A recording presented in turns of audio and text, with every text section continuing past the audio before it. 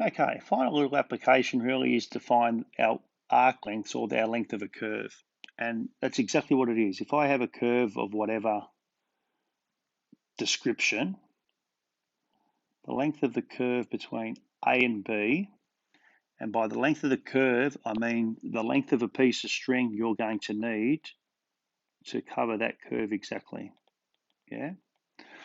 So that length of the curve is the arc length, and that's given by those two rules there.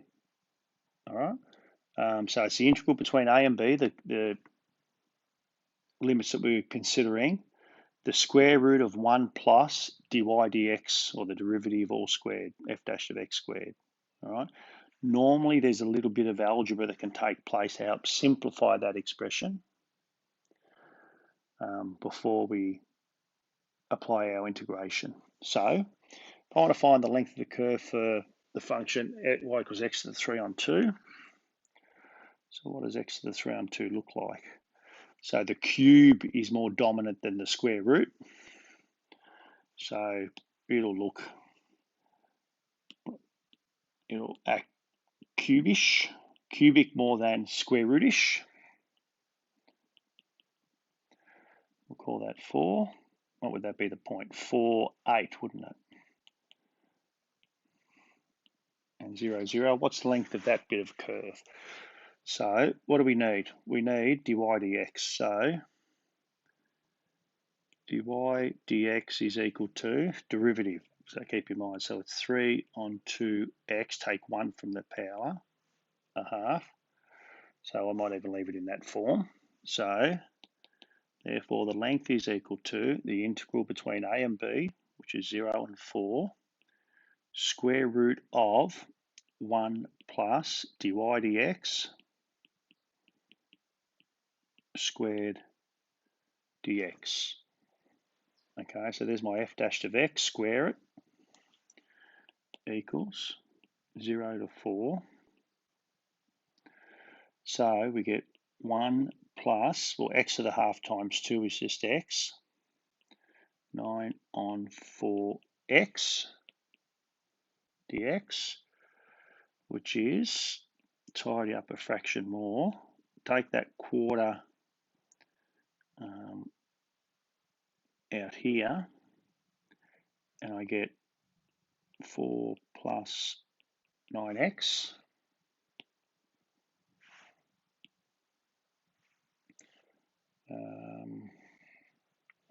which is a quarter. Square root of a quarter is a half. I'm going to take a half out the front. 0 to 4, 4 plus 9x to the half dx. So we know that rule. A half. Okay, so what's the rule? So it is 4 plus 9x to the 3 on 2 over the new power times the derivative of 9x, which is 9, all evaluated between 0 and 4. So 3 on 2 times 9 is 27 on 2. Let's flip it both upside down and make it 2 on 27.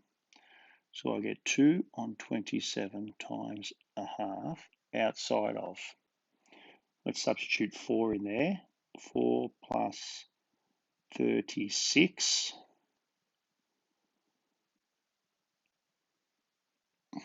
to the 3 on 2 minus 4 to the 3 on 2, which equals 1/27th of what? We got 40 cubed square root. That sounds messy, doesn't it? What is that? 40, square root of 40 cubed. What's the square root of 40? 10 fours? 2, 10 fours, 2 root 10. It doesn't really work. I suppose 2 root 10 cubed is 8 times root 10 cubed, which is 8 times 10 root 10. So there's my 80 root 10.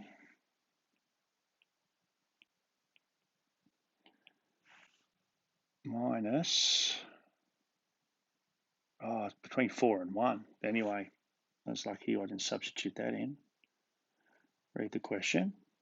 Substitute a 1 in there. What does that give me? That gives me, let's go back a fraction into there. Let's just check that terminal point. 1, so it gives me 13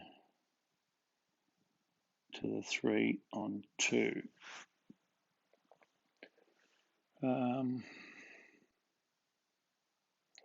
Can't really do much with that, can I? So it's the square root of 13 cubed. So that's root 13 cubed. So I'm going to get, hopefully, 1 on 27, 80 root 10 minus root 13 cubed is root 13 squared, which is 13. So that's 13 root 13. I reckon that's it.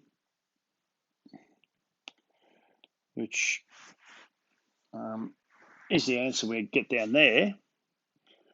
Would we get that? I don't know. It's a messy little bit of algebra, but it's not ridiculous. Good sack, not so much exam. Arc length, you'll have to go to your catalogue to get that. Okay. All right, next one. All right, the version that does seem to pop up a little bit is the arc length, or the length of the curve of in parametric form.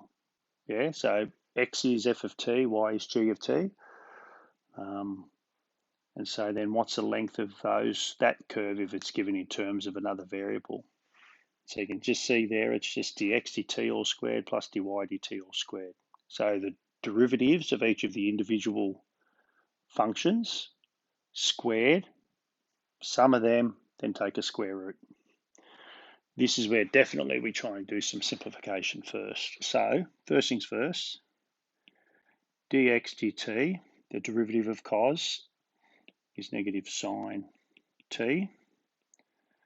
dy dt, derivative of sine is cos t. So if I could square both those.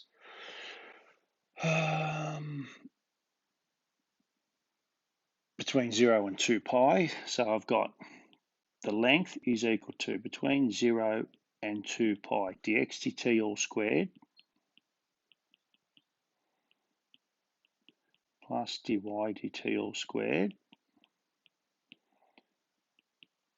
square root of that, which is equal to between 0 and 2 pi.